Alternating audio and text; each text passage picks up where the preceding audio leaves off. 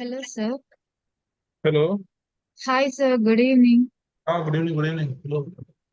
Sir, I have made you the co-host, sir. So you can share the screen and start the class, sir. Okay, sure. Can you give me 5 minutes? Yeah, sure, sir. Please, please. Just a small work. I will be back in 5 minutes, right? Yeah, sure, sir. Thank you.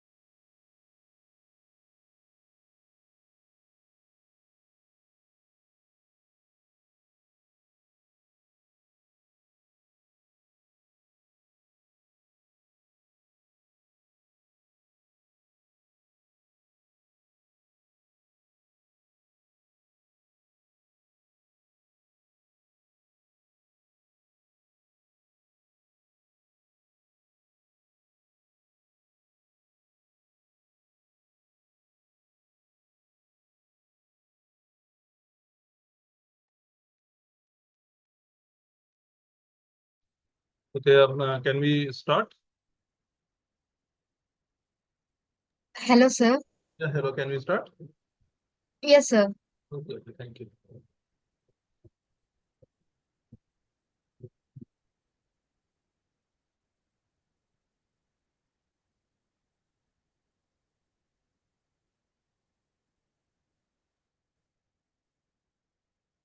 So, welcome all of you to this and the session of the embryology over here. I'm Dr. Ankit, your anatomy educator, and this is the second day for the embryology. I hope guys must have gone with the first session, where we discussed mainly of the menstrual cycle and about the spermato or the oogenesis, that is the gametogenesis. We'll do that also in detail. So after in detail the oogenesis and spermatogenesis that we will be doing. After that, we'll coming to the other parts of the embryology, that is a gastrulation and basically what we call it as a general embryology. I'll tell you what is the actual meaning of general embryology. The sessions over here are benefited or useful for both the university exams as well as the next exams, and you can use the code also below for discounts on subscriptions. These are the sort of questions that can be covered from the topics that will be discussed in this present session over here. Apart from this, the reasons for the Auricle being one of the best platforms for you guys for preparation. We have recorded live classes, exam modules, hard copy notes, and all that. Most of the class in which we'll be discussing are actually, we'll be also seeing the notes also because those are beautifully crafted notes. So I'll be telling you the concepts and the basics, and meanwhile, we'll be going through the notes as well because that will help you in understanding and how to write and all that. So recorded live and all that. And apart from this, we also have the doubt clearing session that is very important. And let me show you the all the subscriptions over here. These are all the subscriptions which you are seeing on your screen right now from 3 months time to 4 years time. And you can use the code for discounts, and these are various benefits that you get. Okay, now let's come back to the topic of general embryology. So if we go back, then this was the uh, topic, or this was the part that we were discussing in the previous session. Let me just come to it. Okay, let it be opening. Okay, meanwhile it is opening. Okay. I guess it is. So what I was telling in the beginning, that what is the main difference between a general embryology and because I use the term no general embryology. Let me tell you just for a couple of minutes, just to begin the talk, before beginning the topic. So in embryology, there are basically two main things that we study in embryology. One is the general embryology, general, and one is the systemic embryology. Systemic embryology. Like when you reach in your next, this is the second year, you have a subject known as pathology. In the subject pathology, also you have basic division like a general and a systemic pathology. Same goes over here. So what happens in general embryology is basically the initial, we can say around 3 weeks time of intraembryonic life. Okay, so initial 3 weeks time of intraembryonic life. Why we take 3 weeks? Because in these 3 weeks, the three germ layers begin to form. The three germ layers begin to form. And after these three germ layers, which I am sure all of us know, that is the ectoderm, mesoderm, and endoderm. After these three germ layers are formed, and these three germ layers, they start to give rise to various systems in the body, like heart, circulatory, respiratory, gut system, all that. So that comes under systemic embryology. In systemic, we basically deal with what is the development of heart, what is the development of muscles, how is the GIT developed, how is the respiratory system developed, how is the urinary system developed, and all that. So that all comes under systemic embryology. That is the basic difference that you need to understand, right? So how we begin with the general embryology. Now, in general embryology, what we initially already began the previous session was the menstrual cycle to begin with. And yes, that's important. And I told already in the previous session that what are the various importance of it. We are not going to repeat it again. And then I told you in brief about the basic gametogenesis. I'll show you again. Okay.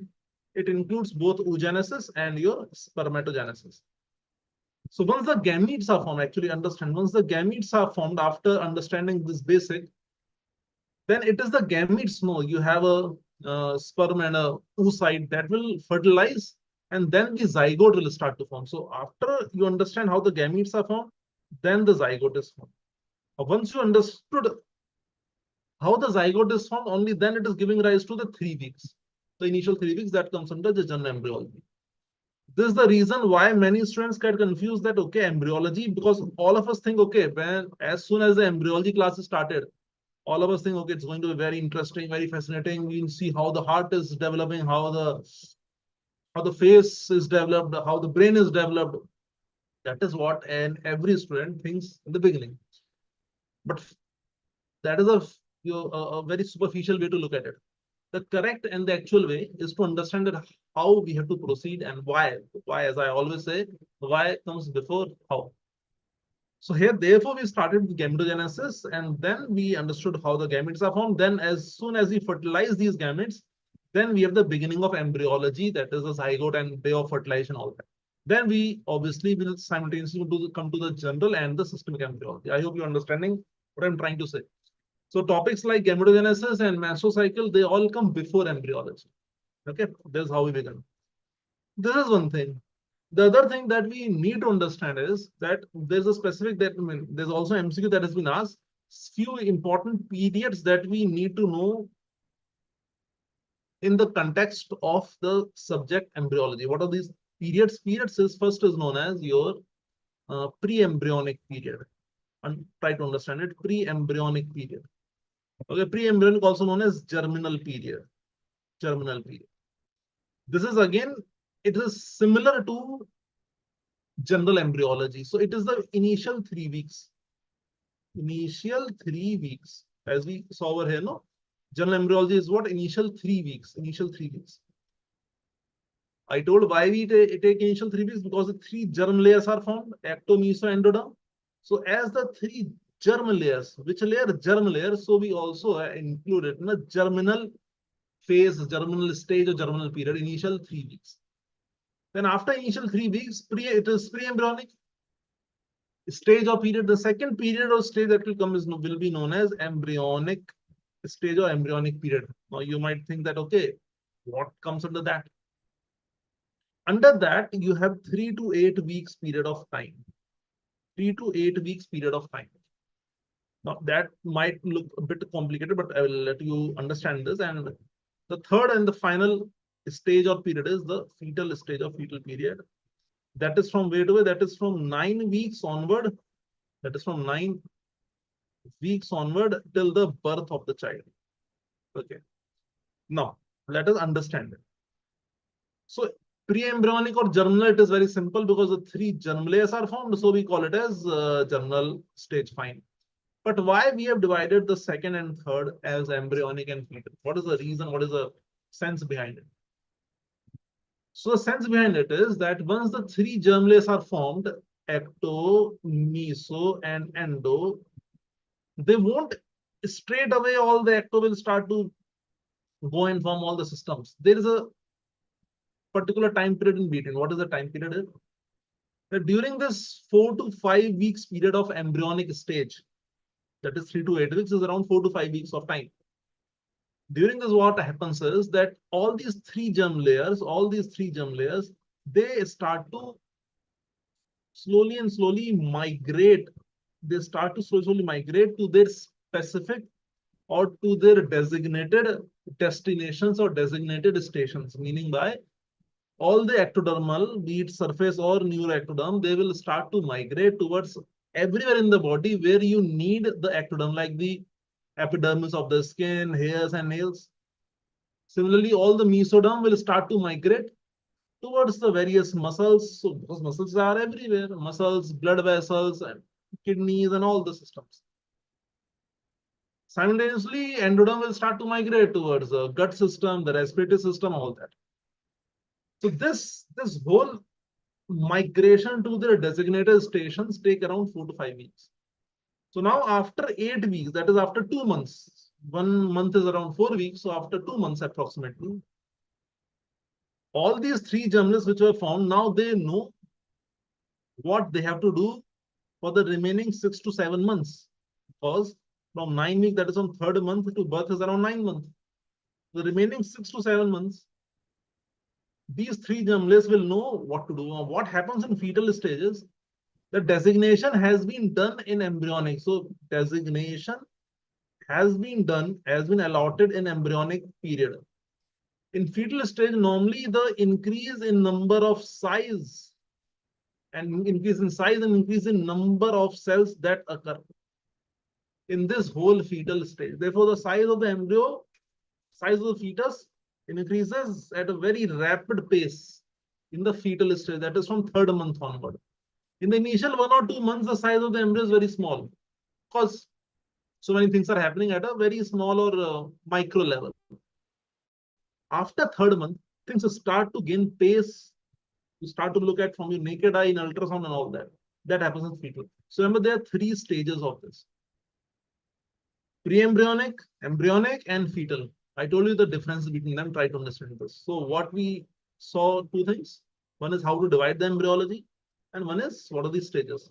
Now, last thing over here, which MCQ has come 3-4 times from this particular slide, but a slightly tricky is, let me tell you over here what is the difference. Now, here we said initial 3 weeks, 3 to 8 weeks, 9 weeks.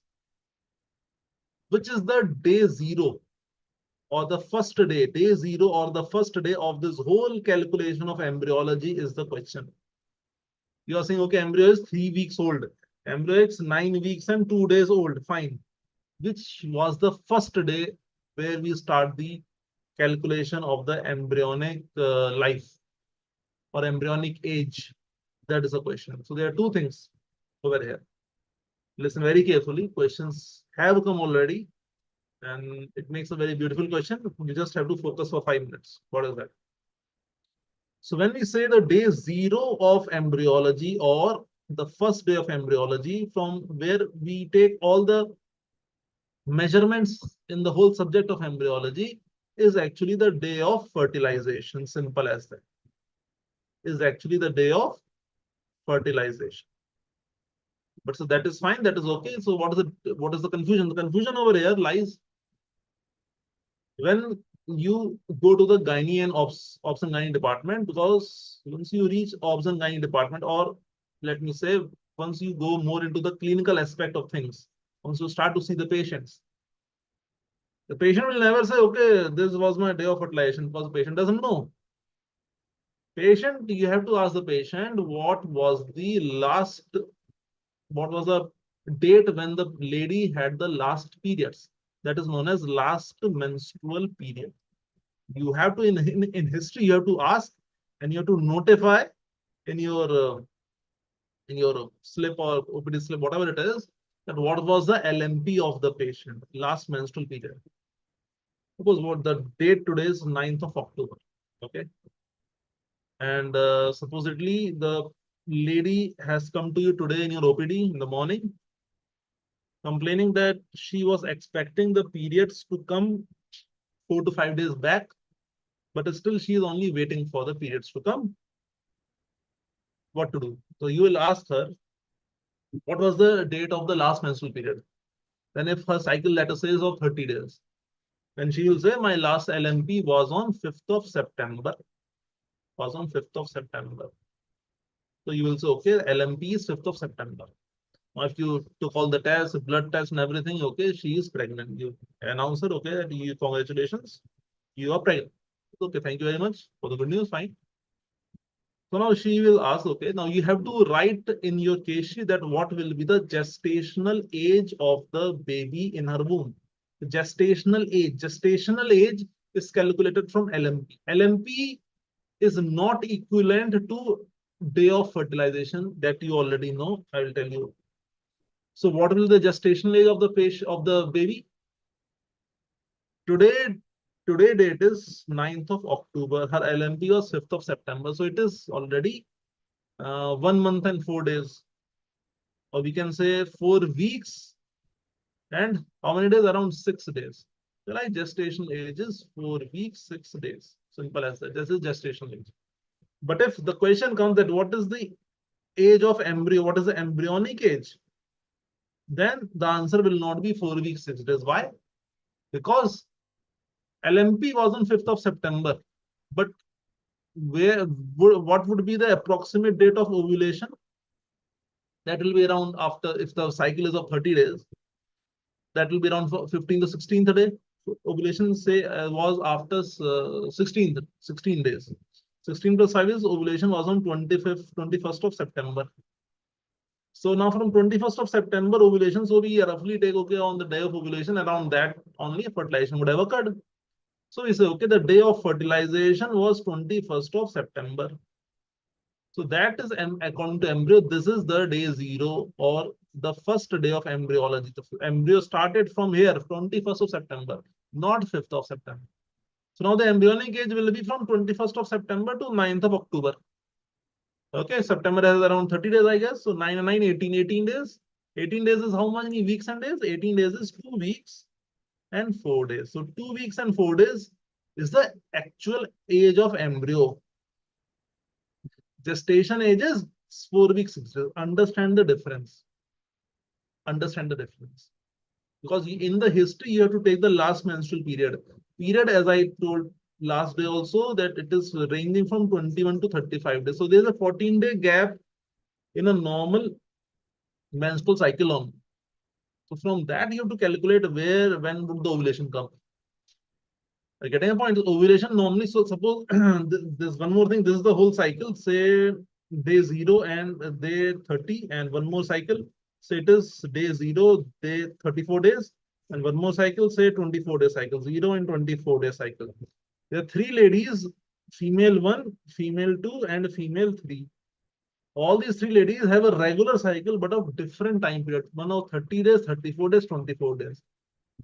In all of these 3 females having a regular cycle, everything is normal. What would be the day of ovulation? The day of ovulation is always 14 days before the end of the cycle. So here in this first lady, okay, the second stage, the secretory stage, always remain 14 days. Always remain 14 days. Understand this. It is constant. It remains only 14 days. So day of ovulation over here is 16th day. Over here, day of ovulation is, you can calculate, that is the 20th day. and here it is the 10th day. So you can understand from the LMP. Suppose all of have a common LMP of 5th September as we took the above example. 5th September. In all these three ladies, the date of ovulation will be different. Okay, in this first lady, 5th September, as you calculated, in the first lady, the day of ovulation is roughly coming around to be 21st of September. So the whole embryonic age will change. The second lady, it is after 20 days, so it will come out to be 25 September, ovulation fertilization. And this, it is coming out to be 15 September. So you see, all of have us in this example, try to understand. All these three ladies, they have a same last LMP. All are having a regular cycle, but of different duration. Having a similar same LMP, all will have different dates of ovulation. And that will determine the embryonic age, because this is how you have to calculate for all these periods. I hope you are understanding something over here. And this becomes a bit tricky if you don't know this basic. Okay, this was the thing. Okay, now let's come to our topic. After this basic concept, let's move to the notes and try to understand over here. So this was the last slide that we discussed yesterday, if you remember, about the gametogenesis over here. This was the gametogenesis thing that we were discussing. Again, we have not yet entirely entered into the general embryology. We are before general embryology. Understand the concepts. So here I told oogenesis and spermatogenesis. The basic difference was that the spermatogenesis actually starts when? It starts at the time of puberty. While oogenesis starts before birth. So there is a meiosis 1 arrest. Okay, if you remember, meiosis 1 arrest was in prophase 1 and meiosis 2 arrest was in metaphase 2. Yeah, that was the whole point. And when does meiosis 1 gets completed? When does meiosis 2 get completed? And I'm not going to repeat it again. That you can already see. If not, then see the previous video. You will get all your answers. Okay, so where does it get addressed? Now let us see them in this formation of notes also. Let us quickly go through it. Then we'll come to the other parts. So question might come, explain about the process of oogenesis over here. Some spelling mistakes, but don't worry. It's double O-G-E, then N-E-S-I-S. Oogenesis. This is oogenesis. Okay, no worries. Oogenesis is the process formation of oocytes from the PGCs. What were PGCs? Primordial germ cells. What are the PGCs? They are primordial germ cells. Okay. Process of oogenesis begins in the cortex of the ovary. Fair enough. Okay, this is the whole ovary that is being shown to you. The numbering over here from 1, 2, 3, 4, 5, and 6, finally 6 over here. But let us see the steps over here. Try to understand. So I told you already the PGC is divided by what divided? Let me just highlight few points. PGC is mitosis and they give rise to oogonia. Oogonia. Okay. Oogonia will become primary oocyte. Then see what happens. Primary oocyte enters prophase of first meiotic division. What is that? That is prophase 1. This is prophase 1.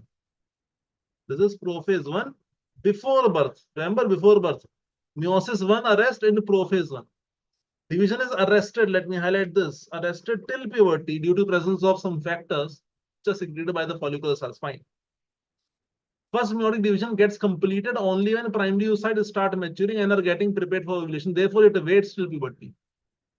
So this prophase 1 arrest is till 10, 11 to till 10 to 12, 13, 14 years, whenever the menarche or the maturation of the female will come. Now, what happens at puberty? At puberty, each ovarian cycle, the 5 to 50 primary oocytes reassume their first meiotic division, cell division. So at puberty, at each cycle, this number of oocytes, they will start to be mature and their meiosis 1 will get complete or completed just before ovulation. Forming two type of daughter cells having because meiosis 1, remember, was the reductional division. So meiosis 1 was the reductional division. So after meiosis 1, the primary oocyte will become what? It will become secondary oocyte. And as soon as the secondary oocyte becomes, the meiosis 2 starts. It does not get completed though. For those who are like in a shock that what's sir, what you're saying, don't worry. If you have not gone through the previous session, do go. You will understand. So it is a secondary oocyte which actually comes out from the ovary during ovulation, having the meiosis 2 somewhere in between at metaphase 2 arrest. And that arrest goes only after fertilization. Let us see more. So here, first meiotic division, cytoplasm goes to one daughter cell forming secondary oocyte.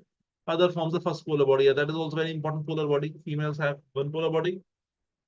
Secondary oocytes enters the second meiotic division at the time of ovulation. We have discussed. Then again, there's a second polar body, and this is how the 22 autosomes and one primary oocyte will form only one ovum. They understand this. This line is very important. One primary oocyte will form only one ovum with 22 autosomes and one X chromosomes. 22X, 22X. This is the whole cycle which you have to make. So before birth, understand, and after puberty. So there's the whole arrest. Prophase 1, arrest in metaphase 2. So 1 and 2 refers what? 1 and 2 refers to meiosis 1 and meiosis 2. This 1 and 2 actually is meiosis 1, meiosis 2.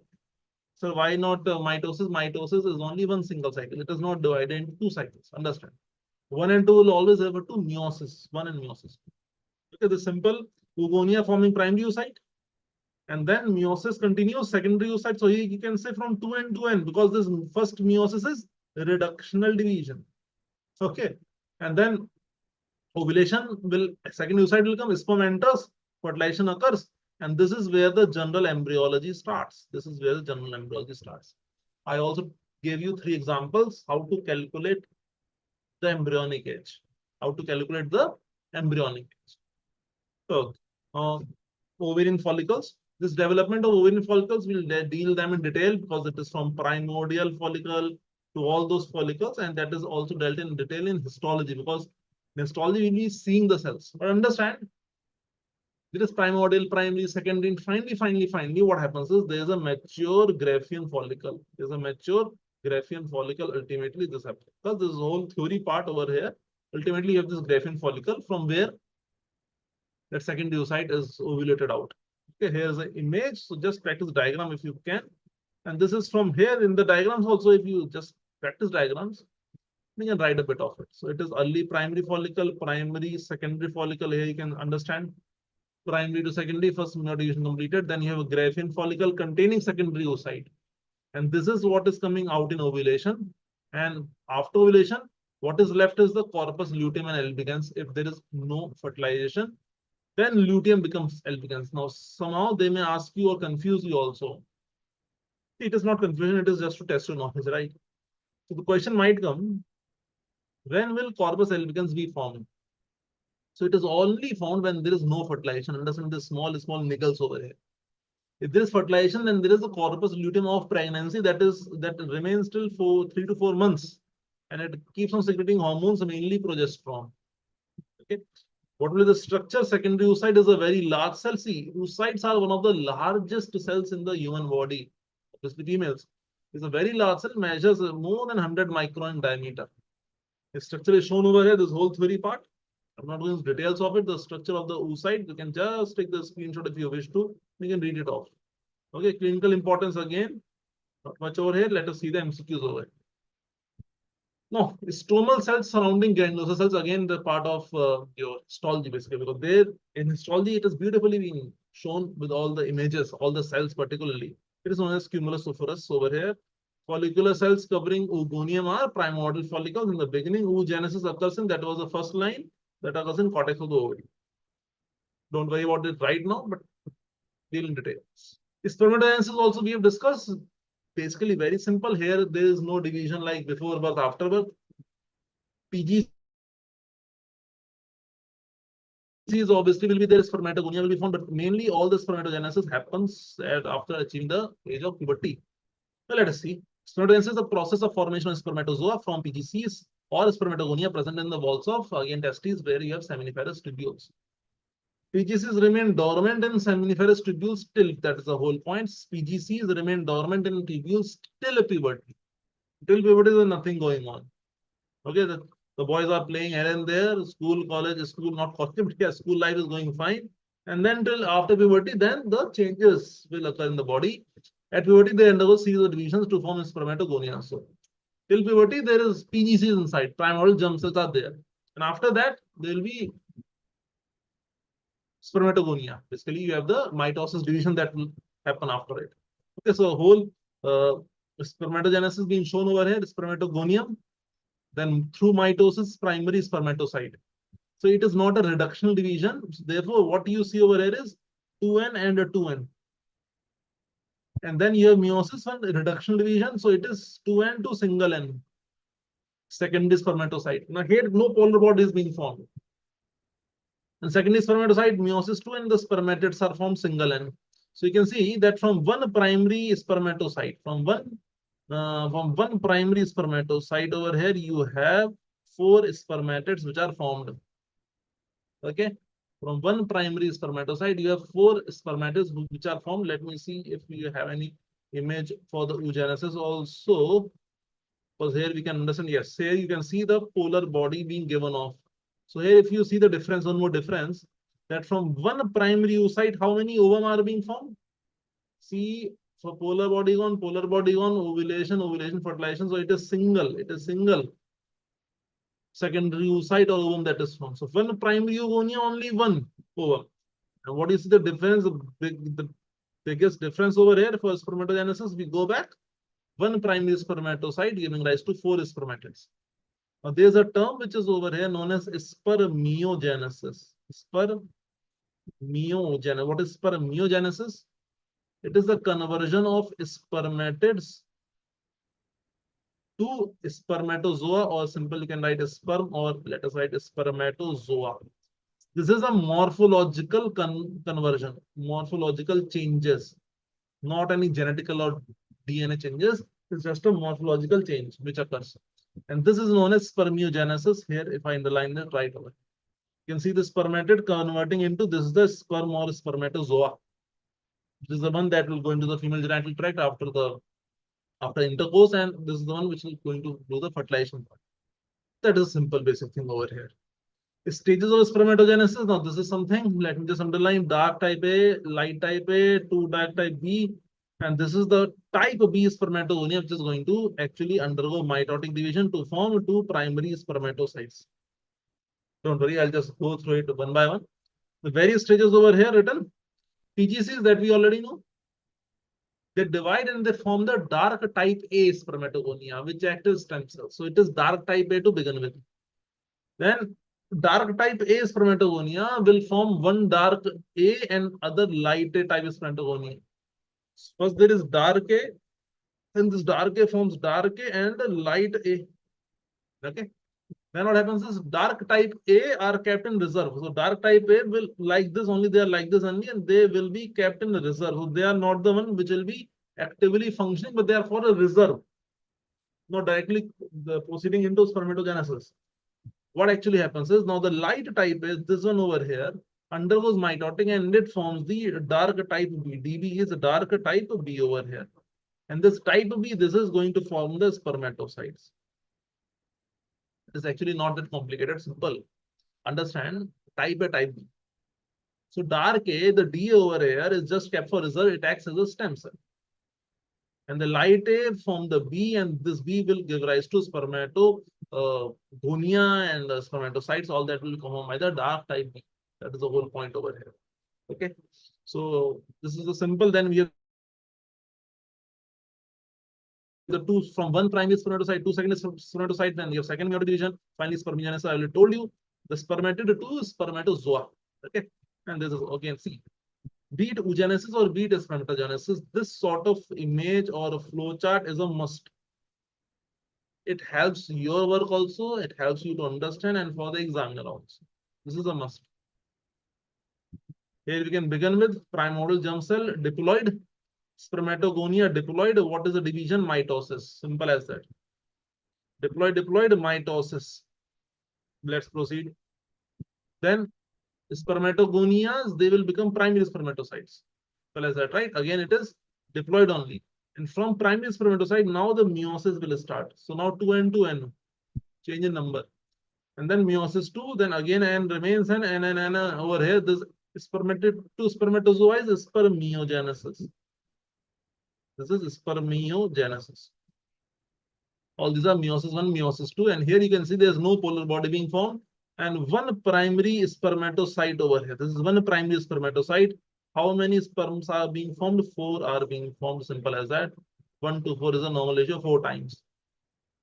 In case of oogenesis, it was single. Okay, I hope you got the point. Let us see some. There can be a question of asking you the structure of a spermatozoa.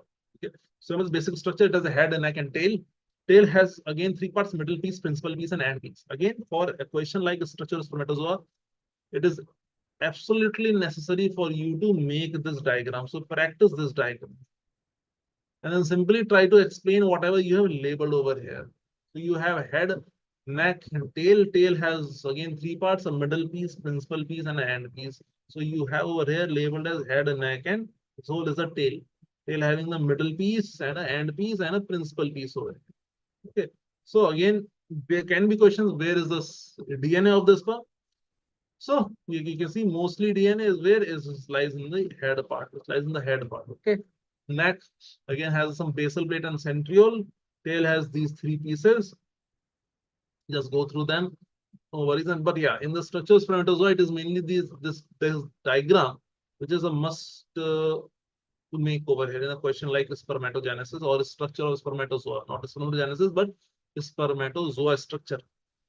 Process spermiogenesis, spermatids is more or less circular cell containing basic cell features.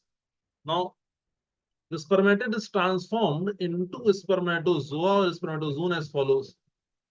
The nuclear material gets condensed and nucleus moves towards one pole that forms the head. So you can understand nucleus is having the whole DNA, chromosomes.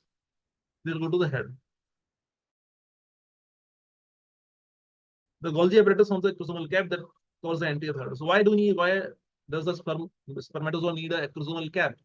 Because see, once you have secondary oocyte and you have a millions of sperm over here coming to the secondary oocyte, it's not okay. The first sperm will come, it will go inside. It is okay. Zygote is formed, the fertilization occurs. Okay, very happy ending. It's not as simple as that. Because for a sperm to enter, there's a lot of competition. There's thousands of sperm at the similar level of the first sperm.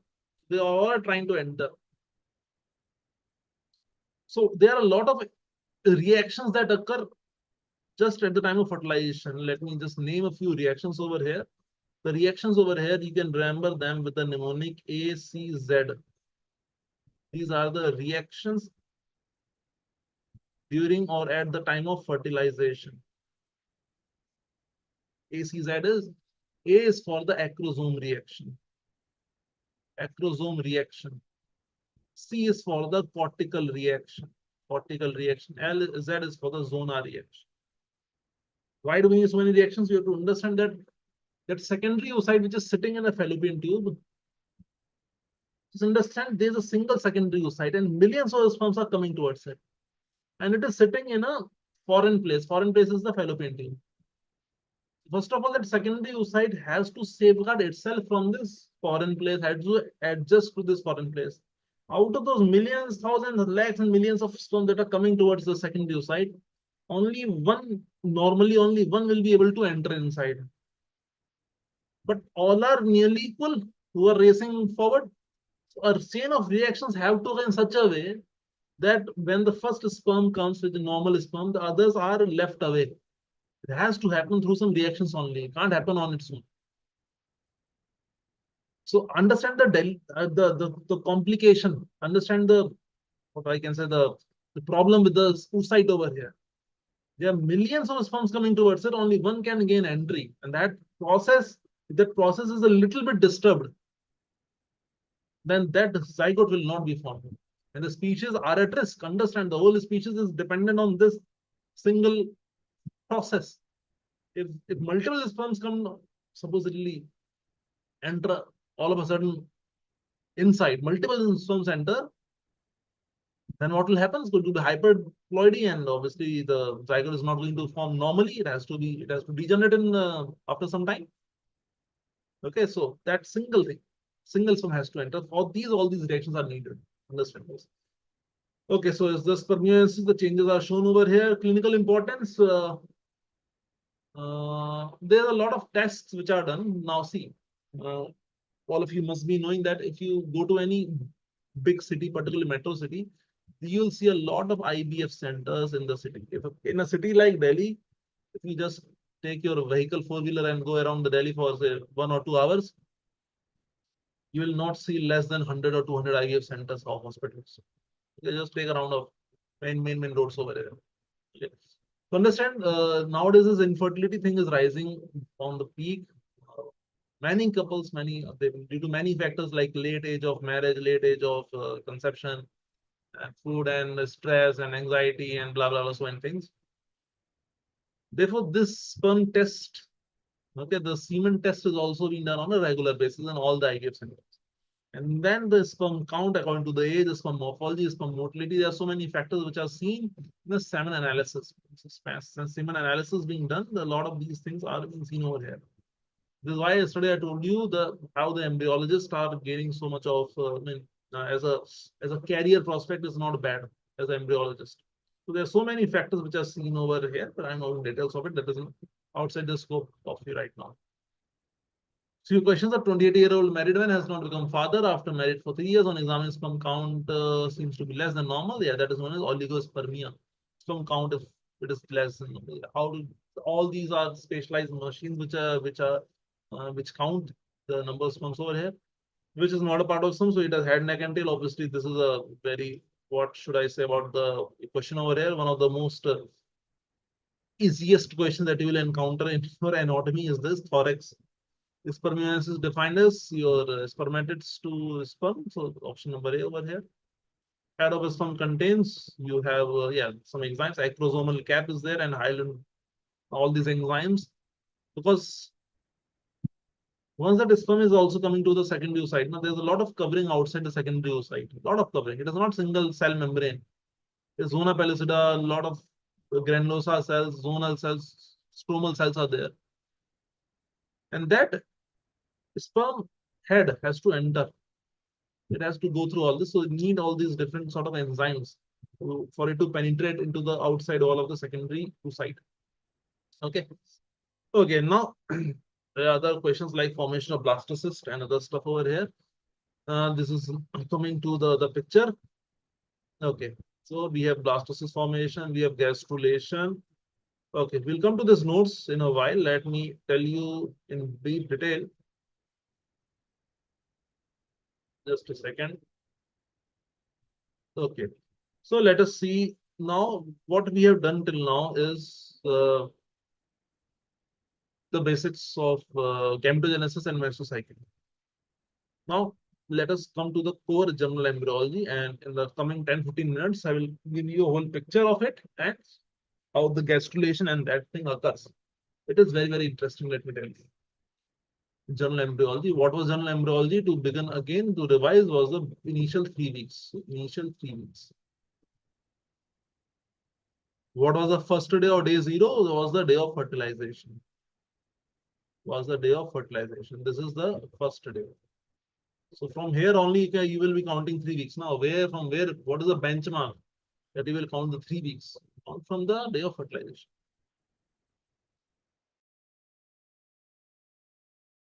Now try to understand over here that suppose this is say the fallopian tube, the uterus over here, the fallopian tube, and this is all the embryo over here, and we have the cervix and the uterus over here.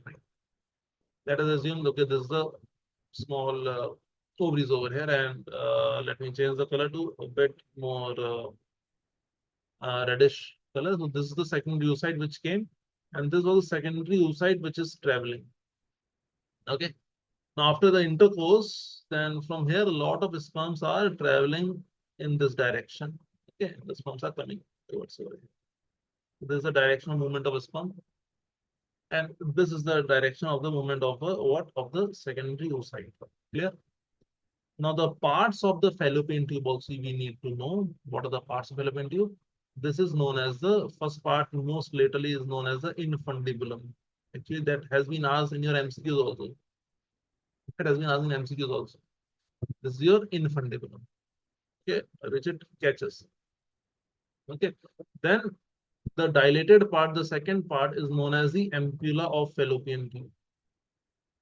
Then a slightly constricted part will be known as the isthmus of fallopian tube. And finally, the fourth part will be going inside the uterus. So that is known as your interstitial or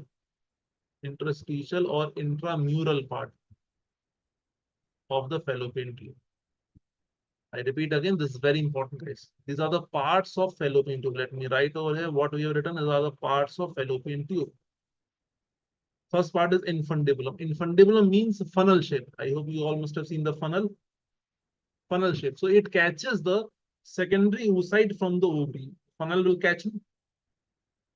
Ampulla is the second part. It is the most dilated part of the fallopian tube, and a lot, even I just can't count the number of times the question has come that what is the site of fertilization? The site of fertilization is the ampulla. The site of fertilization is the ampulla. Normal site of fertilization is the ampulla of the fallopian tube. Then third part is isthmus, means constricted part. Constricted part. And finally, the fourth part is interstitial. Intramural means inside the muscle of the uterus. So uterus, we all know, has a thick myometrium. So that last part of fallopian tube is going inside the muscle of the uterus. So it is known as intramural. Four parts. Site of fertilization, again I'm saying, it is the ampulla. Let me see if the highlighter can work over here. Yes, it is working. Ampulla of fallopian tube is the site of the fertilization. Understand this? I hope the point is clear, right? Okay, now this is one thing. Now we have reached the okay, fertilization has occurred. At the time of fertilization, what will be happening? Let me discuss that also. So fertilization is taken as first day. So what actually happens at the time of fertilization? What actually happens at the time of fertilization? There is a secondary oocyte. So what is actually happening for a medical perspective, being medicos, what is actually happening in fertilization? That the sperm is fusing or joining to secondary oocyte. This is what is happening, because this was a secondary oocyte which was ovulated. The sperm is entering into secondary oocyte. The reactions I told you, what was the mnemonic? A, C, and Z. I won't go name it again, but this is the sequence of the reactions. That is a very important your MCQ question. Acrosomal cortical zonal reaction. So sperm is fusing with secondary oocyte. Reactions will happen fine. Now, for basic understanding, what actually happens in fertilization is point number one. What actually happens? Haploid cell will become diploid. Single N of sperm and single N of secondary oocyte, they combine, they form a diploid. Point number one. Second point, you know, secondary oocyte is secondary oocyte. It is not ovum. When will it become ovum? After completion of meiosis 2. The second thing that happens in fertilization is completion of M2. Agreed? Third thing that will occur is because the sperm is a haploid. So sperm will have either X chromosome or Y chromosome. Oocyte will only have X chromosome, but sperm can have X or Y. If X combines with X, there will be a female. If X combines with this Y over here, there will be a male. So third thing that happens in fertilization is determination of genetic sex. The sex is determined at the time of fertilization. Understand this. Determination of genetic sex, meaning by with the ultrasound probe, you can't see. Okay, in ultrasound, after many weeks, after I guess 9th or 10th week only, sometime around that, it can be guessed, okay, it's going to be a developing male or a female baby. But genetic sex is determined at the time of fertilization. These are the main 2-3 things which happen at the time of fertilization. And why we are stressing, because this is the first day of embryology, so you should know how the story is beginning. So the embryology begins with the determination of genetic sex. There is haploid to diploid, so there is the zygote which is beginning to form, and the meiosis 2 is completed. Only then it will be ovum, na? Before meiosis 2 gets completed, it is still secondary oocyte. Okay, so fertilization, these things will occur. Understand this? Now, fertilization occurs at ampulla. Now we have the 3 weeks. Now is the time. At this point of time, note down the time. At this point of time is where the general embryology will start. Before it, we had the whole picture. We had made the whole picture, understanding all the concepts, the differences, the confusion that might occur. This point of time, date of fertilization, the first day of embryology started. So whenever you will read embryology, it will come, okay, in 5 months' time, this will occur. That 5 months is taken from the day of fertilization. And I told you the difference in gestational age and the embryonic age. Do look for it again. This is the day of fertilization or first day of embryology. Now, General embryology, I'm coming back to general embryology. It is the initial 3 weeks. How we study it? We actually divided into 3 parts. 3 parts how? Simple. First week, then second week, then third week. Isn't it simple? So we study general embryology under 3 parts. First week, second week, third week. Simple as that. So what happens in the first week? What actually happens in the first week? First week, what was the benchmark? Benchmark is day of fertilization. Okay. So first week, to keep it simple, first week is from fertilization, because that is always a beginning, from fertilization to roughly around 6th day, implantation occurs. Implantation will begin. It doesn't complete. It gets completed. It takes around a week or two to complete, to fully implant inside it. But implantation begins at around day 6. Day 6. D6 is always day 6. D1 is day 1. So this actually happens in first week, from fertilization to implantation. Now, let me again show you that picture because it is easy to make it right. Let us quickly make it. Let me show you now the zygote. I will call it a zygote with the same blue color over here. This is a zygote. This was the site. Site was ampulla. So this was the fertilization day. I'm writing D1 over here. Okay, zygote. Now, where does the implantation occur normally? Implantation occurs at the inside the uterus, day 6. Okay, this is the implantation. So if from D1 to D6, what will happen? Obviously, the zygote is moving in this direction. This happens in first week.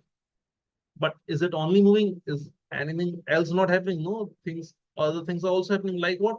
Like division of cells. Cells are being divided, and this process is known as cleavage.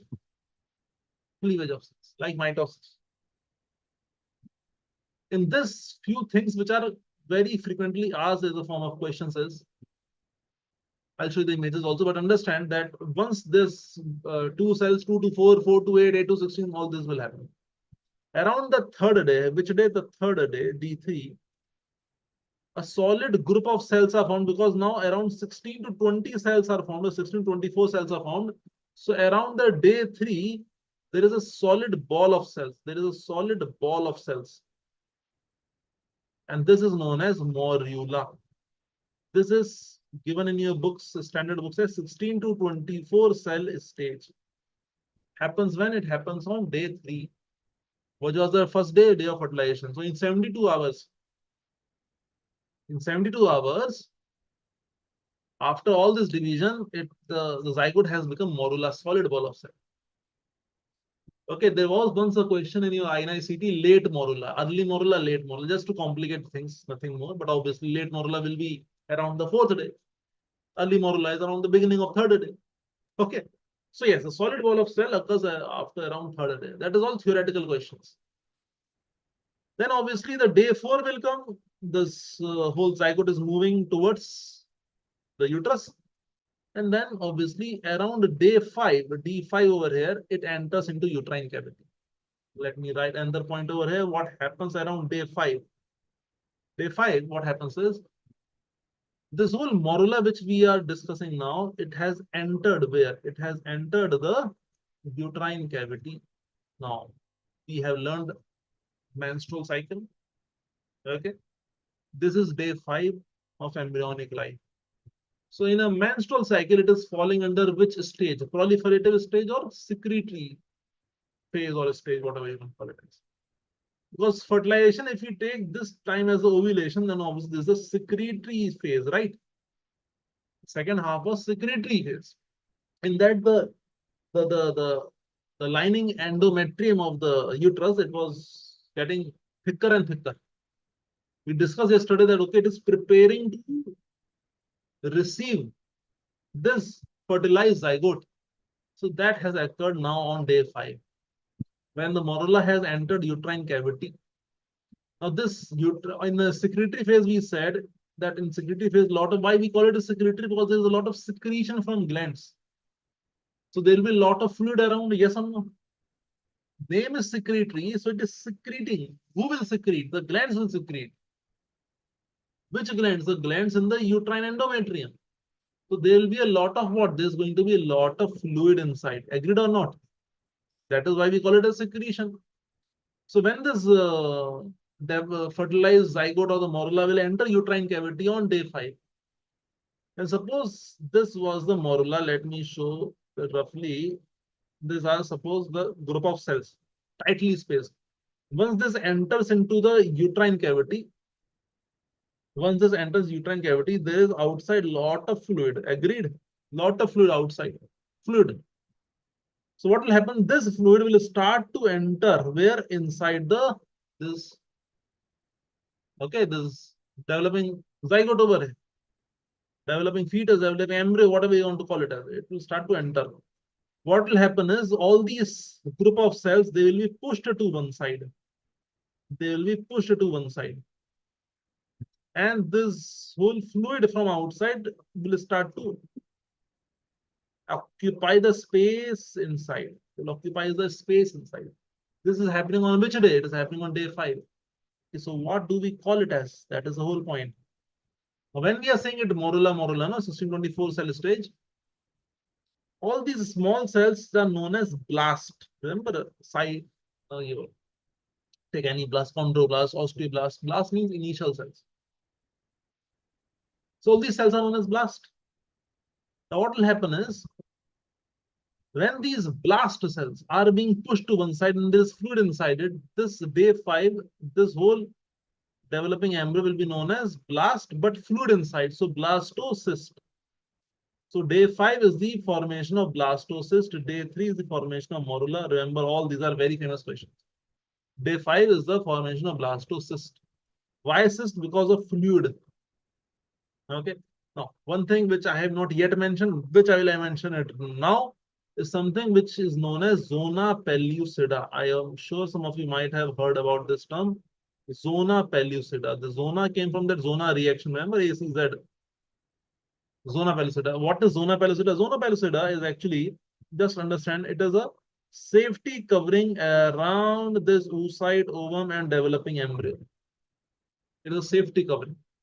What is the safety covering doing over here? See, understand. If you look at the histology, anatomy is so beautiful, na, that actually all these parts of embryology, gross anatomy, embryology, histology, they all are integrated.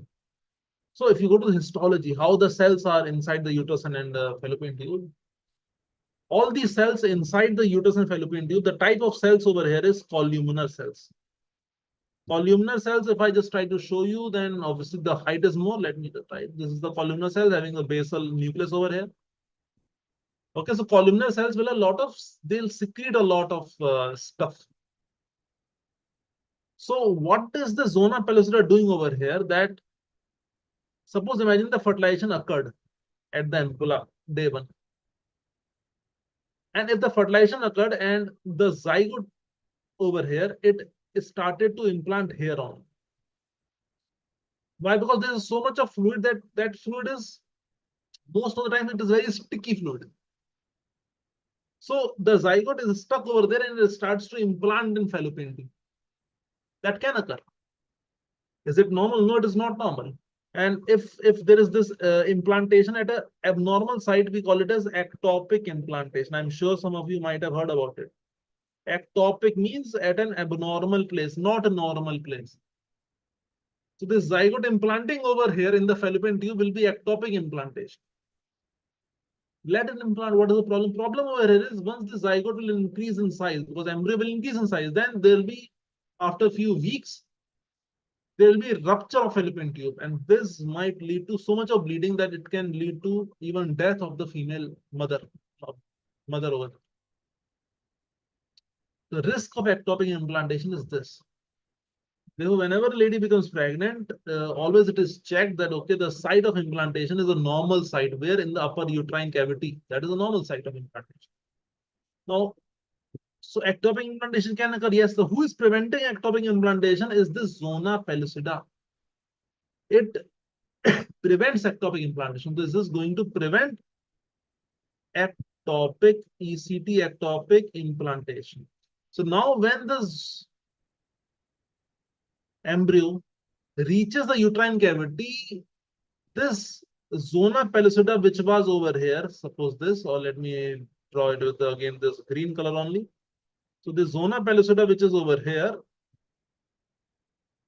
right over here. Now, as it reaches the uterine cavity inside, there the factors will tell him, okay, now there is no need of you. So zona pellucida starts to disintegrate. And only when it disintegrates, the fluid starts to enter. Else, the zona pellucida prevents fluid to go inside. Because in the fallopian tube also there is a lot of fluid, na? So if the embryo is moving from lateral to medial direction, fluid can easily enter, but zona pellucida prevents the fluid to enter, and it prevents the ectopic implantation. And thirdly, it will also prevent the multiple entry of sperm. So it prevents polyspermy also. So polyspermy, that is multiple sperm might enter, it prevents that. It prevents polyspermy. Because there's polyspermy, obviously, the embryo is not going to develop further much. You got the point. So this is the benefit of zona pellucida. This is the first week. So first week, let me remind. It started with fertilization, covered with zona pellucida, and then it will go towards the uterine cavity slowly. Then there is a cleavage division which occurs, and after around day 3, it is a solid ball of cell having 16 to 24 number of cells inside. That is known as morula. Very famous question, the time of developing of morula. Then around 5th day, this whole big morula or late morula enters into uterine cavity. And then that zona pellucida will disintegrate and the fluid will enter. It now becomes blastocyst. So blastocyst comes on which day? Day 5. Okay, now it is. And after that, this implantation will begin. It doesn't get completed, it begins over here. Okay, that also I will tell you. So you understand this blast cells and the fluid entering inside. Now let us see how the implantation begins. How the implantation actually begins over here. Okay, just a second. How the implantation begins. Implantation begins. This is also very, very interesting story. Be with me for the next 3-4 minutes more. You understand this part. How does it begin? Now see, zona pellucida has now gone, and this is the developing embryo, and this is, say, the group of cells towards one side. And there's this fluid which is over here. Therefore, we call it as what? We call it as blastocyst. Okay. Now, all these cells, when they are pushed to one side, they are also pushed to the walls. Yes or no? See, we are making it a 2D diagram, but you have to imagine it like a ball of cells. So there will be some group of cells at one end, and there will be obviously few cells at the border also, at the outer periphery also. Now, this group of cells at the periphery, they are known as outer cell mass. They are known as outer cell mass. And this group of cells which are inside the cavity, they are known as inner cell mass. The inner cell mass is also known as embryoblast, because it is the one which is going to actually form the cells of embryo. So it is the embryo, it is going to form the embryoblast. What is this outer cell mass then going to do? This is the one that is mainly involved in implantation. This is known as trophoblast. What is it known as? Trophoblast. Tropho means nutrition. So it is this outer cell mass cells which are actually going to invade, inside what? Inside the uterine endometrium. And these trophoblasts are the ones which are going to begin the implantation. On which day? That is around the end of the first week. This is how the first week actually happens. So there's a inner cell mass, there's an outer cell mass. Why are they formed? Because of that fluid which entered inside. How did the fluid enter? Because the zona pellucida now disappears. See the whole story. Where the fluid came, it came all through the hormonal cycle of brain, pituitary, ovarian cycle, and then finally menstrual cycle. This is how the whole story. This is the end of week 1. That is week 1. Now we come to which week? We come to week 2. So this implantation will slowly, it will proceed in a matter of 10, 12, 14 days, and then complete implantation. Now, what does this complete incomplete mean? Let me tell you that. See, This is, imagine the lining of the uterus, endometrium from inside. Just to make you understand, see, this is the beginning of implantation. Okay, just let me make one more thing over here. Suppose this is the whole thickness of uterus. This is this over here. This is the thickness of uterine uterus, or let's say uterus endometrium. Okay, whole thickness. This blue color is the developing embryo. Now this is the beginning of implantation. This is the beginning of implantation. Now, when I said okay, it will take few days, it means that slowly, what will happen, that it slowly will move inside, inside, and this is when it will be having a complete implantation, when it is totally covered. When there's a complete seal from here, this complete seal from here, this is when we will say that implantation has been completed. Understand this? And this is the beginning of implantation. I hope you got the point. Implantation beginning, implantation complete. So that will proceed on its own pace. Now we come to week 2. What happens in week? For general embryology is 3 weeks. So week 2 is also known as a week of twos. What is it known as? Week of twos. Two things are happening over here, week of twos. That will occur in week 2. Okay. So let me just introduce the week 2 for you, then we'll continue it tomorrow in detail. But I urge all of you to kindly please read it on your own, guys, and do ask any problems if you have. So week 2 is known as the week of two. So the two things are happening. What are this? What is this? In week 1, we have seen embryoblast. This converts into 2 layers. Remember that inner cell mass, group of cells. Now it is in 2 layers. What are the 2 layers? One is the epiblast and one is the hypoblast. So that is 1, 2. That is 1, 2 that is happening. Other 2 is in week 1, we also saw trophoblast outside, which was actually beginning the implantation.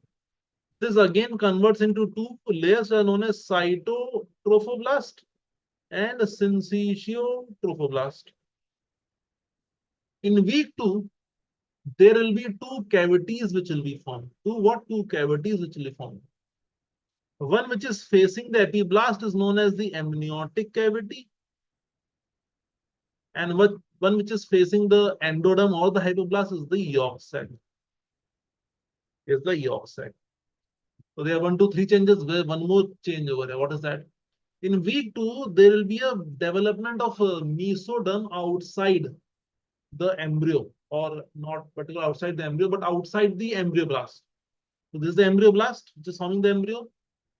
But outside the embryo, let me say that between the embryoblast and trophoblast, they will be developing mesoderm. That mesoderm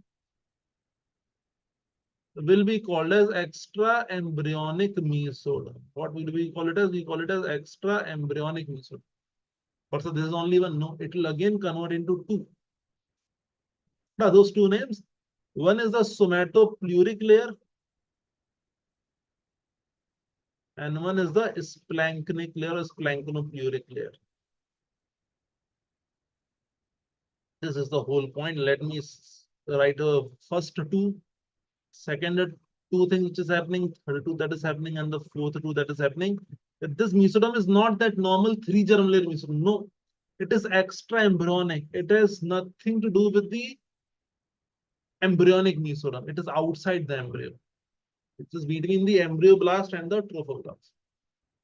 Again, we'll have 2 layers, somatopleuric and splanchnic. This is happening in week 2. Then we'll see with the help of an image. And finally, in week 3, what will happen is mainly the 3 germ layers will be formed. That we'll discuss in the next session, which are ecto, meso, and your endoderm. Then the general embryology will be over, and we'll come to the systemic embryology. Simple as that. If I urge all of you to just go through this whole concepts. Today, what we have discussed, guys, we have discussed few important points over here. What were those? One is this general embryology. Okay, initial 3 weeks. Fine, and this is what we discussed. But before that, we also discussed the stages. Remember that pre-embryonic, embryonic, and all that. Then what is general and systemic embryology? You should know this. Then what is the difference between gestational age and your embryonic age? And I give you examples how, because these are simply basic practical question that will come. And then we talked about the week 1 beginning and week 2 also, week of 2. So go through it and read it, and any doubts, let me. So that's all from my side, guys. That's all. Enjoy, happy learning, and see you soon. Bye-bye.